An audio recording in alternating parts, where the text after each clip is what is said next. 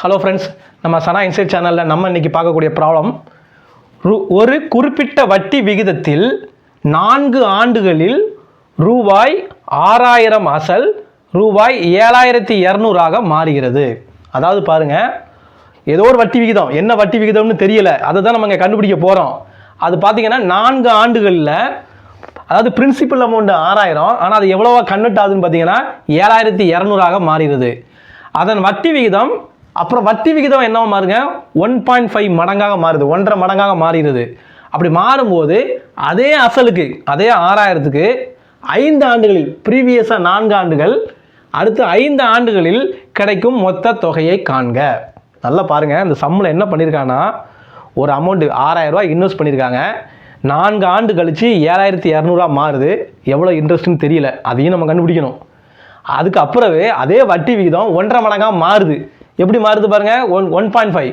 அப்புறம் அதே principal amount 5 வருஷம், முதல்ல 4 வருஷம், 5 ஆண்டுகளில் கிடைக்கக்கூடிய அமௌண்ட்டு, 4 ஆண்டுகளில் கிடைக்கிற அமௌண்ட்டு 7200, 1.5 மடங்காக வட்டி மாறும்போது அதுக்கு கிடைக்கக்கூடிய அமௌண்ட்டை கண்டுபிடிங்கன்னு இருக்கான். ஸோ ஃபஸ்ட்டு நம்ம என்ன பண்ணுறோன்னா, first data, first principal amount 6000, சரிங்களா? அதுக்கு கிடைக்கக்கூடிய மொத்த தொகை வந்து எவ்வளோ பாருங்கள், 7200. அப்படின்னா நமக்கு சிம்பிள் இன்ட்ரெஸ்ட் எவ்வளோ கிடச்சிருக்கு, 1200.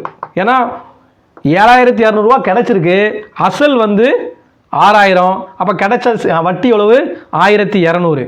நமக்கு ரேட் ஆஃப் இன்ட்ரெஸ்ட் எவ்வளோன்னு நமக்கு தெரியாது, வருஷம் 4 வருஷம். இப்போ ஃபார்முலா பாருங்கள், SI equal to P into N into R divide by 100. SI value நமக்கு 1200 தெரியும், பிரின்சிபல் அமௌண்ட் 6000, என் 4 வருஷம், ரேட் ஆஃப் இன்ட்ரெஸ்ட் தான் கண்டுபிடிக்க போகிறோம், டிவைட் பை 100.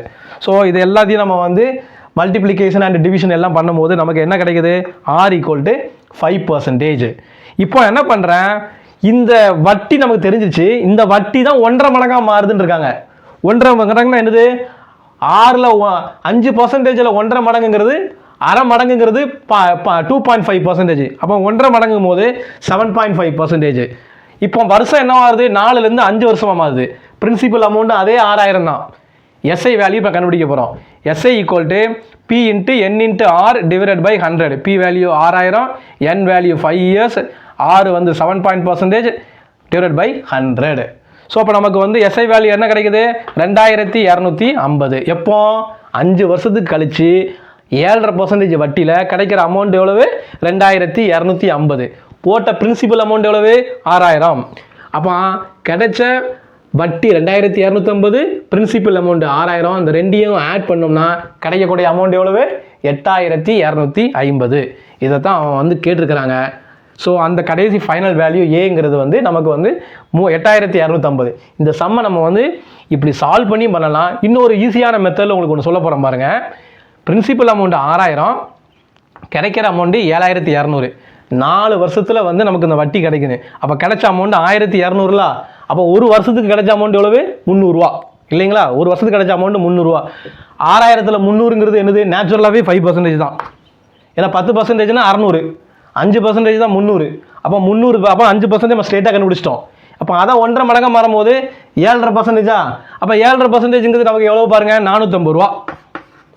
6000க்கு 7.5% 450 ரூபா. 5 வருஷத்துக்கு இதை 5ஆல் மல்டிப்ளை பண்ணிங்கன்னா கிடைக்கக்கூடிய அமௌண்ட் 2250. 6000 கூட்டினா ஸ்ட்ரைட்டாக கிடச்சிடும். இப்படி ஸ்ட்ரைட்டாகவும் நம்ம கண்டுபிடிக்கலாம். இந்த மாதிரி ப்ராப்ளத்தை சால்வ் பண்ணி கண்டுபிடிக்கலாம். இந்த வீடியோ உங்களுக்கு ரொம்ப ஈஸியாக புரிஞ்சிருக்குன்னு நினைக்கிறேன். இதில் ஏதாவது டவுட் இருந்துச்சுன்னா உங்கள் கமெண்ட் செக்ஷனில் சொல்லுங்கள். Okay, thank you.